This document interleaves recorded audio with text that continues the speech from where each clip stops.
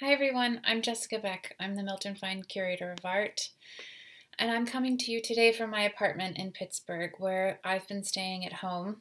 And I know that many of you are staying at home around the globe, and I hope that you're all safe. Now that we're all at home, I know that we're all reading a lot more than we ever have. And now that I've been home reading, I've been thinking about a side of Warhol's practice that not many people know about. And it's also something that we can still share with you while the museum is closed. So many people think of Warhol as a painter, or a filmmaker, or a printmaker, or even a collector. But we don't think of him as someone who published books, when in fact he published many, many books throughout his lifetime, and it started as early as the 1950s. During that first decade in New York, he pursued commercial projects, but he also made artist books and self-published, 8 of them, in fact. And one of them, one of the more famous ones, is Warhol's book called 25 Cats Named Sam and One Blue Pussy, which you can see here. I don't have a copy of that book. It's actually quite rare, so instead I am holding up Nicholas Chambers' catalog for his exhibition, Andy Warhol Adman, Warhol Before Pop, at the Art Gallery of New South Wales, that traveled to Pittsburgh in 2018 and was comprised primarily of drawings from the Andy Warhol Museum's permanent collection. But it was Julia Warhola, who you can see here, who actually transcribed the text for those books. Warhol did not write those books in the 50s, the text for those books. He did illustrations, but did not write the text, and this is an important detail. But it's Julia's handwriting, which you can see there in that letter set that Warhol made in the 1950s, that you will find in these artist books, and you will also find in a lot of his commercial drawings during the 1950s period. But it's important to also know that Warhol didn't write really many of his books. He used recordings of his own stories, of stories of other people, and he had assistants, including Pat Hackett, type up the material and worked with a publisher and an editor.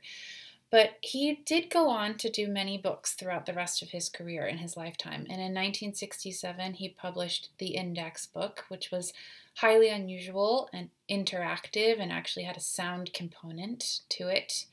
In 1968, he published a novel with Undine. In 1969, he started Interview magazine. But in 1975, he met Pat Hackett, who would become a very important figure in all of Warhol's books. She, at the time, was a Barnard undergrad student, and she started typing up material for Warhol.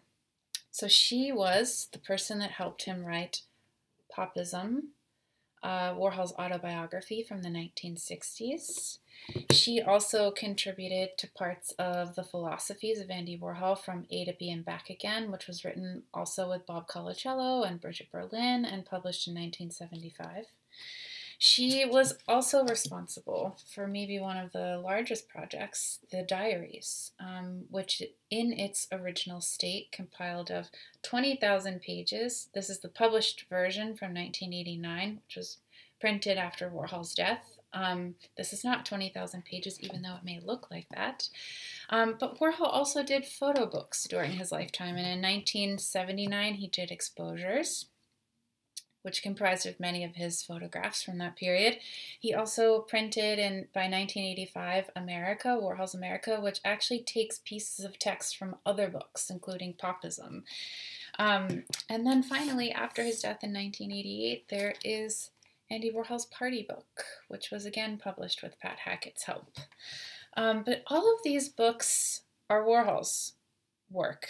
But there is actually a lot of scholarship in this world, as we know, on Andy Warhol. There are few scholars, however, that have dived into the book projects. One person who is responsible for some really important research, some illuminating research on this topic, is Lucy Mulroney. And she published this beautiful book, Warhol Publisher, which I highly recommend. She did a lot of research at the archives of the Andy Warhol Museum, and it's a really fun read. She pulls out a lot of humor in Warhol. But she worked with Matt Warbican in the archives of the Andy Warhol Museum, our famous archivist, who also did an exhibition called Andy Warhol by the Book, and did a lot of research on Warhol's book projects. And this book, A is for Archive, Warhol's World from A to Z, was published by the museum in 2019 with the help of the former publications director Abigail Francis-Sheehan, and it has all of Matt's unpublished writing, and it's a really important book and something fun to pick up. So I know that many of you may have these copies such as the Philosophies or maybe even the Diaries on your bookshelves. And so maybe you want to dust them off and start reading them. And if you don't have them, that's okay. You can tune in to these videos for some background information.